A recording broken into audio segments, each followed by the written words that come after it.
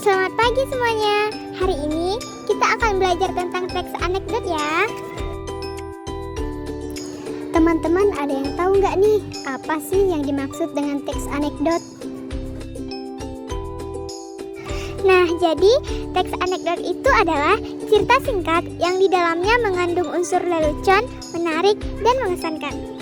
Umumnya teks anekdot menceritakan orang penting atau orang yang terkenal berdasarkan kejadian nyata. Lanjut ke struktur teks anekdot.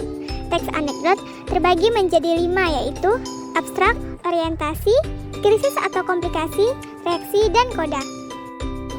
Yang pertama, abstrak, yaitu bagian awal teks anekdot yang berfungsi memberikan gambaran tentang isi teks.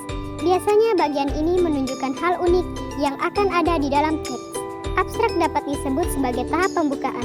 Bagian ini sifatnya opsional. Yang kedua yaitu orientasi. Ada yang tahu apa itu orientasi?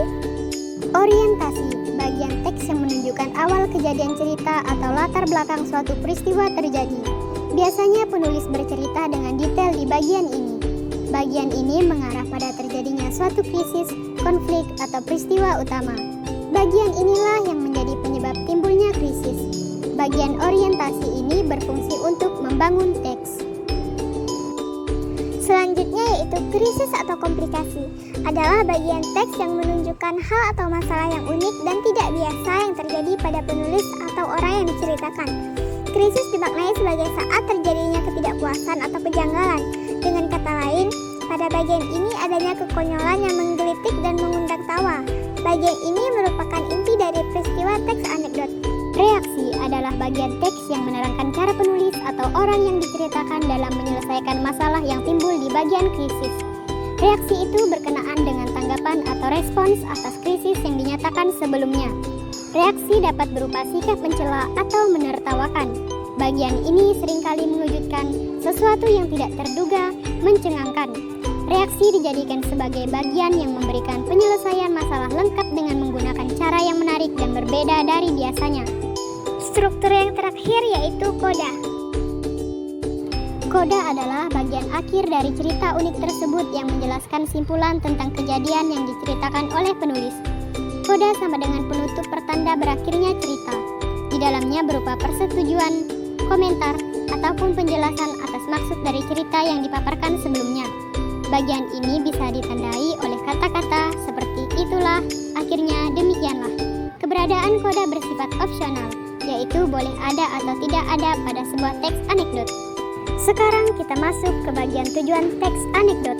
Tujuan teks anekdot terbagi menjadi 3. Yang pertama, sebagai sarana untuk membangkitkan tawa bagi pembacanya. Yang kedua, sebagai sarana untuk menghibur. Dan yang ketiga, sebagai sarana untuk mengkritik. Berikut merupakan ciri-ciri dari teks anekdot. Bersifat lucu dan menghibur, ditujukan untuk mengkritik atau menyindir, bisa berdasarkan kejadian nyata atau sebenarnya, tetapi juga bisa sepenuhnya hasil rekaan atau imajinasi, menceritakan kejadian mengenai orang terkenal atau orang penting, tetapi juga bisa mengenai kejadian sehari-hari di sekitar kita. Memiliki pesan berupa kritik atau sindiran, negosiasi dikatakan berhasil jika sampai pada tahap kesepakatan. Berikutnya pembahasan mengenai unsur kebahasaan teks anekdot.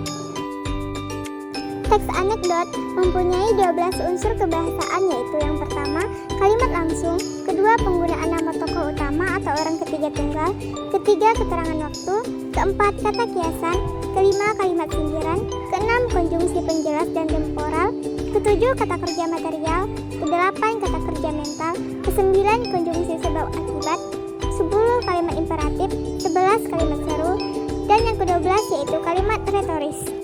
Sekian pembahasan tentang materi teks anekdot. Semoga ilmunya bermanfaat. Terima kasih.